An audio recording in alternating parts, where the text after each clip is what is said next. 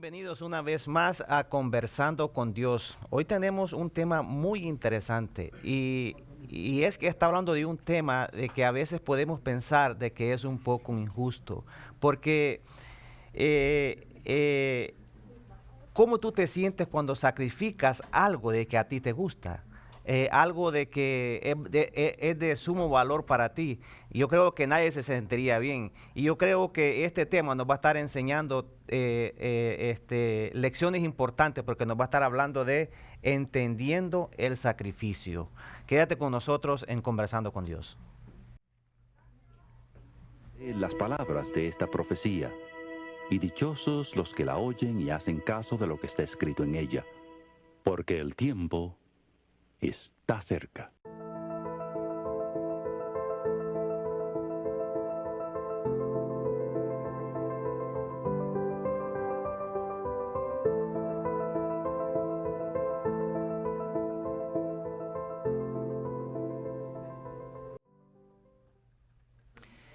Buenos días una vez más y bienvenidos una vez más a Conversando con Dios. Este tema va a estar, como les estaba comentando, muy interesante, ¿no? Porque vamos a estar hablando de algo que si no hubiese sido por ese sacrificio, nosotros no hubiésemos tenido el privilegio de obtener el perdón de nuestros pecados. Elías, ¿cómo estás en esta mañana? Buenos días, hermano Marvin. Muy bien, gracias a Dios. Aquí estamos contentos de poder compartir esta lección. Y dicho sea de paso, esta es una de las lecciones que más me gusta. Me gusta hablar de ella porque demuestra lo que Dios, el sacrificio que Dios hizo definitivamente por nosotros. Exactamente, es un tema muy interesante, ¿no? Porque aquí nosotros vamos a ver la razón por la cual Jesús derramó la sangre por nuestros pecados, ¿verdad? Bien, en la primera parte nos está hablando de sacrificios inútiles y sacrificios que eran aceptables ante Dios. Conversando un poco sobre los sacrificios inútiles, ¿qué podemos mencionar con respecto a eso? Me llama la atención y quisiera no dejar pasar por alto lo que Juan el Bautista en Juan 1:29 dice cuando vio a Jesús. Dice, este es el Cordero de Dios que quita el pecado del mundo. El Cordero de Dios. Dios es el Cordero que quita el pecado del mundo. Ahora, ¿qué pasa? Con el transcurrir del tiempo, el pueblo de Israel fue cayendo en mero formalismo, Exacto. en mera como formalidades. Esto es lo que debo hacer y lo hago simplemente porque debo hacerlo. Pero no exactamente porque lo sentían en su corazón. ¿Qué pasa? El Señor dice que no le traigan más ofrendas. Me gustaría leerlo Sí, léalo, textualmente sí. porque es bien interesante. El verso 11 del capítulo 1 de Isaías, el verso 11 dice, ¿para qué me sirven, dice Jehová, la multitud de vuestros sacrificios? Hastiado estoy de holocausto de carnero y de grasa de animales gordos. No quiero sangre de bueyes, ni de ovejas, ni de machos cabríos. No traigan más, en el verso 13 dice, no traigan más vanas ofrendas. El incienso me es abominación, luna nueva y día de reposo. El convocar asamblea no lo puedo sufrir. Iniquidad vuestras fiestas solemnes.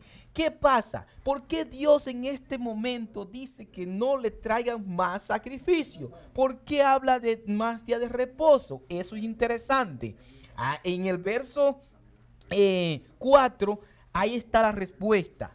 El pueblo estaba haciendo tantas cosas malas que ya el Señor estaba diciendo, ¿para qué sirve traer todo eso? Por ejemplo, verso 4 dice, oh gente pecadoras, pueblo cargado de maldad, generación maligna, hijo depravado, dejaron a Jehová, provocaron a ira al Santo de Israel, se volvieron atrás.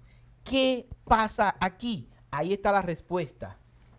¿Por qué ustedes están haciendo todas puras cosas malas, pero vienen, me dedican holocausto, me dedican sacrificio, pero están haciendo las cosas malas. Entonces, ¿para qué? No sirve de nada.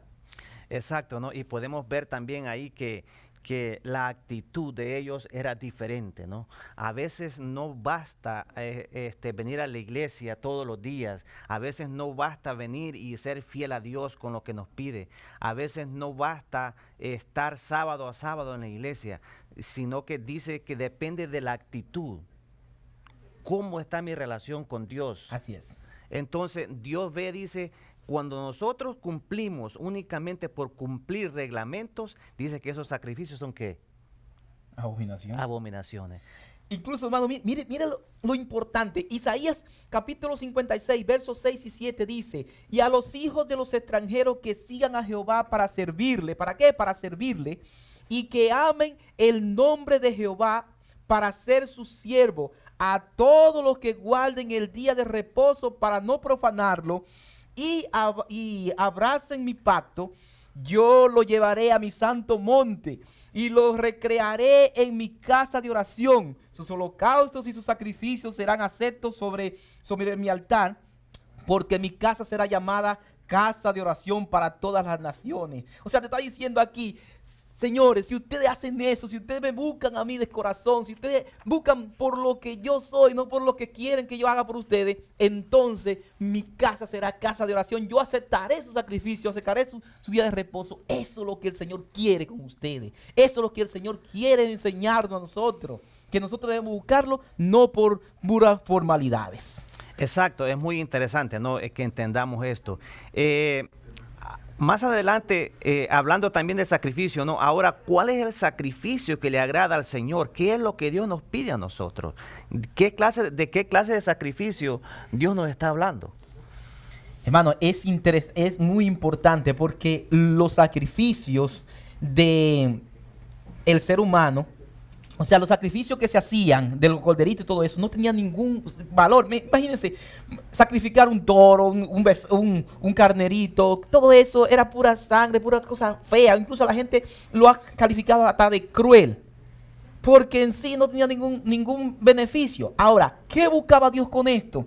Buscaba que la persona de todo corazón se dependiera de algo y viera lo importante que es el sacrificio para la remisión de pecado. Sin derramamiento de sangre no hay remisión de pecado. Pero lo importante de esto era el corazón. Que ellos vieran que eso significaba algo, que Jesús venía a ofrecerse como el sacrificio por excelencia, y que ellos de todo corazón. La Biblia dice, el corazón contrito y humillado es el que Dios acepta. No puro sacrificio de corderito y todo eso. Aunque era importante porque representaba a Cristo, pero realmente era el corazón lo que él buscaba. Exacto, ¿no? Y es bueno que entendamos eso. A veces no basta con cumplir reglamentos. A veces no basta con seguir reglas en una iglesia o en una congregación. Lo que Dios pide de nosotros, el mayor sacrificio que Dios pide de nosotros es nuestro corazón.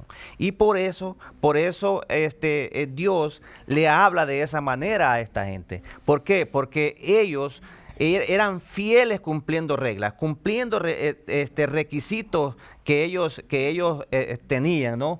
Pero su corazón estaba fuera de Dios, ¿verdad? Desobedeciendo, haciendo lo malo, y por esa razón sus sacrificios no valían de nada. Más adelante el estudio nos sigue hablando, ¿no? de esos corderos, de esos animalitos que eran sacrificados. Se veía de que era algo injusto.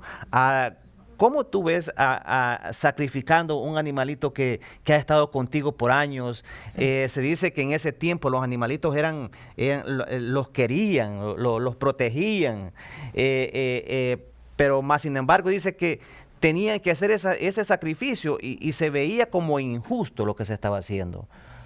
No solamente eso, hermano, sino es que, mire, probablemente haya personas que en su casita solamente tuvieran un corderito. Exacto. Que no tenían abundancia. Incluso habían unos que tenían que llevar incluso palomas o tórtolas porque no tenían para el cordero. Y eso era lo único que tenían, o tenían que llevar ofrenda de flor, de harina y todo eso, porque no tenían en sí, es un sacrificio que tenían que hacer. Y aparte del sacrificio que tenían que hacer, o sea, sacrificio de desprenderse de eso, aparte del sacrificio de tener que matarlo. Hay personas que hoy en día dicen, uy, no, eso es algo primitivo, eso es algo como cavernícola. ¿Cómo es posible que usted tome un corderito y tenga que degollarlo, tirar su sangre y todo eso para perdonar un pecado que yo voluntariamente Exacto. cometí? Ahí que está el detalle. O sea, ¿cómo? Eso es algo como tan... Hay personas que se niegan a matar un animalito porque lo ven algo bien difícil. Eso es abusivo. Pero eso es lo que Dios quería enseñarnos. Lo abusivo que es que el mismo Dios haya hecho carne para venir a morir por los pecados tuyos y los pecados míos. Oye, cuando nosotros vemos eso y vemos lo feo que, lo difícil que, entonces nosotros tenemos que tomar conciencia y decir, no, yo no puedo seguir permitiendo que el Señor siga muriendo por mi pecado. Tengo que reconciliarme con Dios. Exacto, y es muy importante, ¿no?, que entendamos esto, porque esos animalitos simbolizaban aquel cordero que iba a venir a pagar nuestros pecados. Eso simbolizaba, ellos simbolizaban a ese verdadero cordero que iba a venir un día a pagar el pecado por nosotros. Así es que es importante que nosotros podemos echar quizás como un vistazo atrás, ese sacrificio que Jesús hizo en la cruz por nosotros. Cuando yo veo ese sacrificio que Jesús hizo por nosotros, yo me siento como conmovido, ¿no? Uno se siente conmovido al ver que alguien inocente pague lo que yo tenía que haber pagado, ¿verdad? Y eso a veces le conmueve el corazón a uno, ¿no? Entonces, más adelante el estudio sigue hablando del simbolismo, ¿no?, que esto representaba. Ese simbolismo que nos llevaba a ver a Jesús en un futuro. El simbolismo de que Él iba a ser ese cordero, que Él nos iba a pagar el pecado por nosotros, ¿verdad? Recordemos, hermanos, que también cuando el pueblo de Israel iba a ser liberado de Egipto, el Señor lo manda a matar un corderito y a celebrar una Pascua.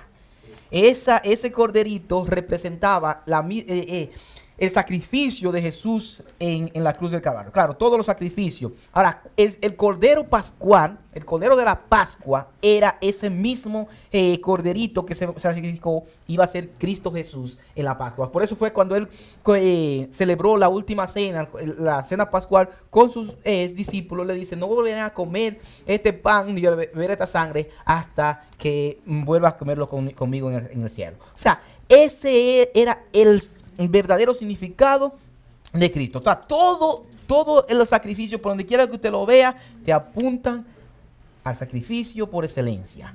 ¿Qué pasa? Hay algo interesante, hermano, y es que, por ejemplo, cuando usted compra un boleto de tren y usted, por ejemplo, está esperando que llegue el tren. Una vez que el tren llega, que usted lo aborda, ya usted no necesita ese boleto. Usted antes lo necesitaba para abordar el tren, pero ya una vez que está en el tren ya no lo necesita, así que lo tira. Eso mismo pasaba con el sacrificio. Todo apuntaba a Jesús, al sacrificio que Jesús iba a tener. Viniendo Jesús ya no necesitamos ese sacrificio. ¿Por qué no lo sacrificamos? Porque ya no lo necesitamos. Jesús vino y ahora hay otra forma de acercarnos a Él, pidiéndole perdón, arrodillándonos y todo eso. Ya no necesitamos ese sacrificio, porque Jesús fue ese sacrificio por excelencia para cada uno de nosotros. Ahora, viendo todo esto, yo creo que nos vamos a ir un poquito más con el tiempo, porque esta pregunta es importante. ¿Por qué animalitos y no otra cosa? ¿Por qué se tenía que hacer el sacrificio con animalitos? Vimos al principio la historia de Caín y Abel. ¿Por qué animalitos y no una ofrenda a Dios? Lo que pasa es que podría ser cualquier cosa, podría ser fruta como lo mejor del campo, como lo llevó Caín, y todo eso, podría ser eso, pero la fruta, por ejemplo, vegetales no tienen sangre, y la Biblia dice que sin derramamiento de sangre no hay remisión de pecado.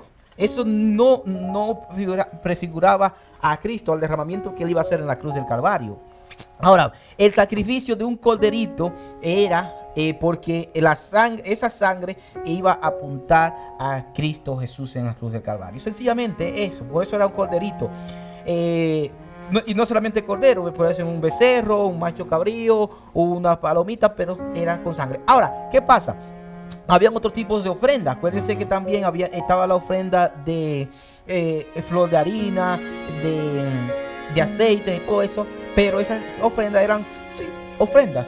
Pero en sí, lo que realmente se usaba para el perdón, la remisión del pecado, era el sacrificio del corderito. Exactamente. Y también eso significaba también que un día Jesús iba a venir a derramar su sangre por nosotros en la cruz del Calvario. Bien, mis hermanos, el tiempo se nos ha terminado. Los quiero dejar con esto en mente. Tenemos un solo camino para entrar en la presencia de Dios, y es únicamente aceptando esa sangre que Jesús derramó en el Calvario por cada uno de nosotros. Esa es nuestra invitación, que aceptes esa sangre que Jesús derramó en la cruz del Calvario para darnos a nosotros el perdón de nuestros pecados. Así que yo te invito a que compartas con otros estos estudios, y te invitamos también a que nos acompañes en el siguiente programa en Conversando con Dios. Que Dios le bendiga. Dichoso el que lee las palabras de esta profecía, y dichosos los que la oyen y hacen caso de lo que está escrito en ella, porque el tiempo está cerca.